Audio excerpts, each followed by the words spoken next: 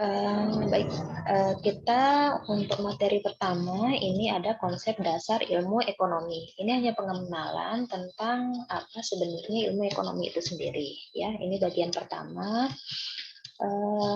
Ya, pertanyaannya ya, pertanyaan generalnya apa sih ilmu ekonomi tersebut ya. Nah, sebelum kita masuk ke pokok pembahasan mengenai apa ekonomi tersebut, Bu Guru ingin menyampaikan untuk tujuan pembelajaran kita siang ini, yaitu yang pertama, siswa mampu menjelaskan tentang yang pertama pengertian ilmu ekonomi, yang kedua jenis-jenis kegiatan ekonomi, yang ketiga manfaat mempelajari ilmu ekonomi. Nah, sekarang Bu Guru ingin kalian ya amatilah aktivitas masyarakat di pagi hari. Biasanya masyarakat di pagi hari itu ngapain aja sih? Yang pertama ya kita lihat ya ada orang mungkin bapak kita, ibu kita, tetangga kita, atau kita sendiri ya berangkat ke kantor, baik itu atau mencari rezeki apa namanya mandiri, misalnya berjualan atau melaksanakan bisnis yang lainnya, bisnis perorangan maupun bisnis secara berkelompok.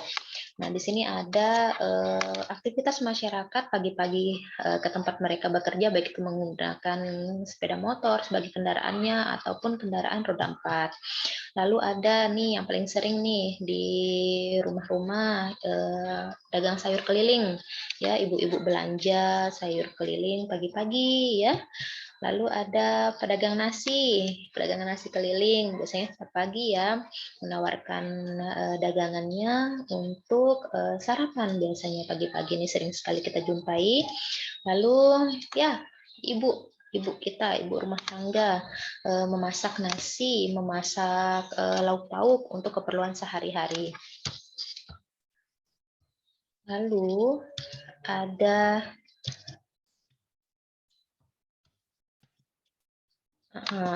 selain dagang nasi, dagang sayur, ya dagang bubur keliling, atau biasanya di pinggir jalan ya, ketika kita pergi ke tempat aktivitas kita. Nah, dari paparan aktivitas masyarakat di pagi hari tadi ya, manakah kira-kira yang merupakan aktivitas ekonomi? Ternyata semuanya ya itu merupakan aktivitas ekonomi. Bahkan ibu yang memasak di rumah pun itu merupakan aktivitas ekonomi. Nah, lalu apa sih sebenarnya ekonomi itu? Nah, istilah ekonomi sendiri berasal dari bahasa Yunani yaitu oikos dan nomos atau oikonomia. Artinya aturan dalam rumah tangga. Loh, kenapa rumah tangga? Ya, karena rumah tangga ini merupakan lini terkecil dalam suatu masyarakat. Jadi, apabila dalam suatu masyarakat yang lini terkecil ini saja rumah tangga itu membutuhkan aturan, maka apalagi di masyarakat yang lebih besar, baik itu di suatu daerah atau di suatu negara, bahkan secara global di dunia. Lalu apa sih sebenarnya yang dilakukan oleh rumah tangga, yaitu memenuhi kebutuhan. Kebutuhan berupa apa? Yaitu berupa barang dan jasa. Nah, ilmu ekonomi sendiri merupakan ya pengertian secara luasnya yaitu cabang ilmu sosial yang mempelajari berbagai macam perilaku ekonomi terkait keputusan dalam rangka memenuhi kebutuhan hidup dengan memanfaatkan sumber daya yang ada. Ya, sumber daya yang ada ini biasanya ada yang butuh pengorbanan untuk mendapatkannya, ada yang tidak perlu pengorbanan untuk mendapatkannya. Pengorbanan di sini bisa berupa tenaga, waktu, maupun materi.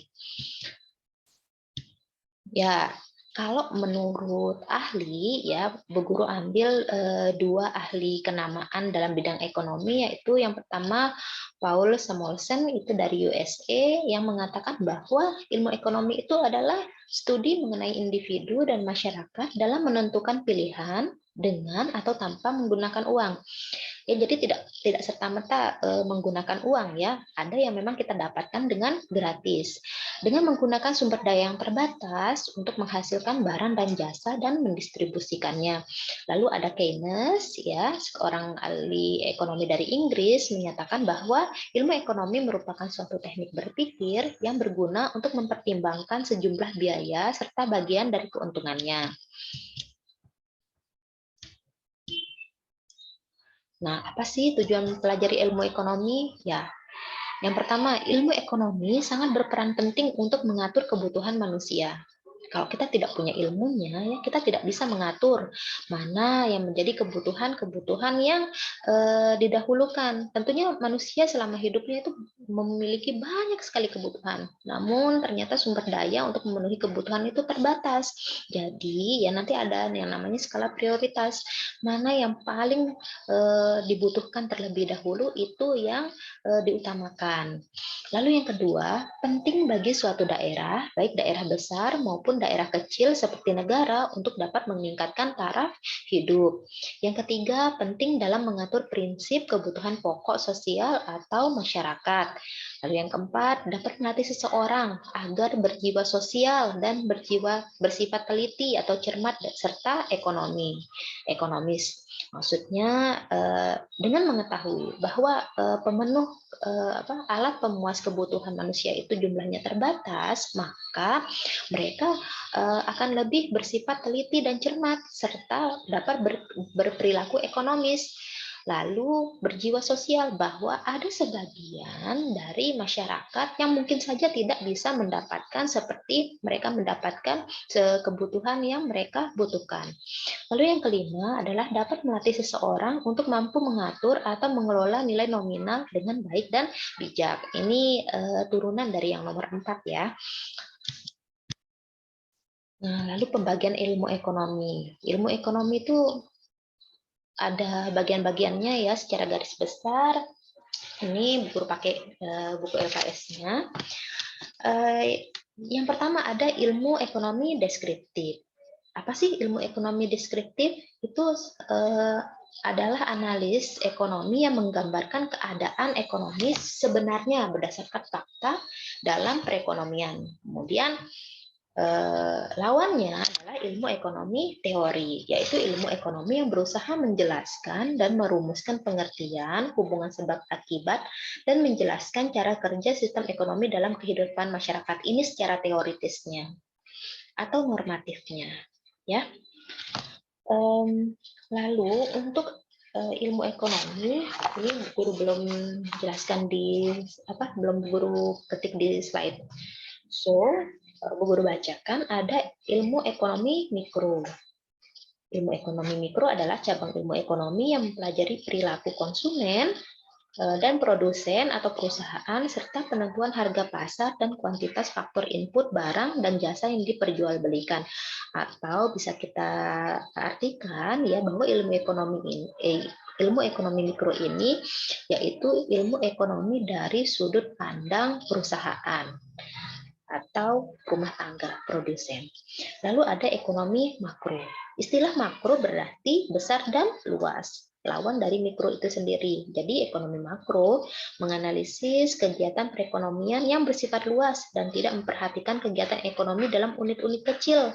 Dengan demikian, sudut pandang ekonomi makro berbeda dengan ekonomi mikro, meskipun ekonomi mikro dapat mempengaruhi kajian ekonomi makro. Jadinya, ekonomi makro digunakan untuk menganalisis tindakan guna mempengaruhi target kebijakan seperti pertumbuhan ekonomi ya, stabilitas harga, tenaga kerja, dan neraca pembayaran. Ini biasanya ruang lingkupnya itu suatu negara. Jadi secara keseluruhan ya, jadi komponen yang dibahas dalam ekonomi makro antara lain pemanfaatan sumber daya ekonomi, stabilitas ekonomi negara, inflasi, pertumbuhan ekonomi, ekonomi internasional, neraca pembayaran internasional, nilai kurs, serta peredaran uang dalam masyarakat atau jumlah uang yang beredar. Nah, baik.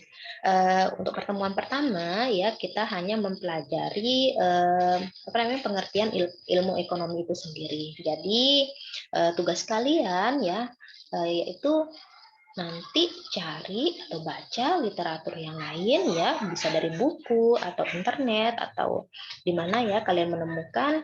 Kemudian ringkaslah sejarah lahirnya ilmu ekonomi.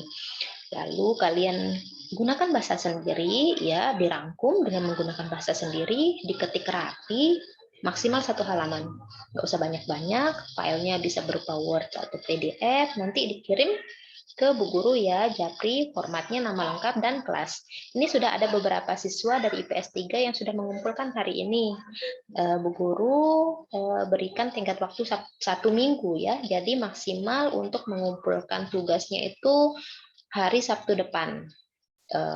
Tidak perlu buru-buru ya, tapi kalau kalian misalnya ada waktu luang silahkan dikerjakan supaya tugasnya tidak menumpuk. Nah, untuk di kemudian untuk nanti di waktu yang berikutnya Bu Guru mungkin akan minta kalian untuk mengupload tugas tersebut ke e-learning. Cuman di sini Bu Guru belum add submission, jadinya belum ada link untuk pengumpulan tasnya.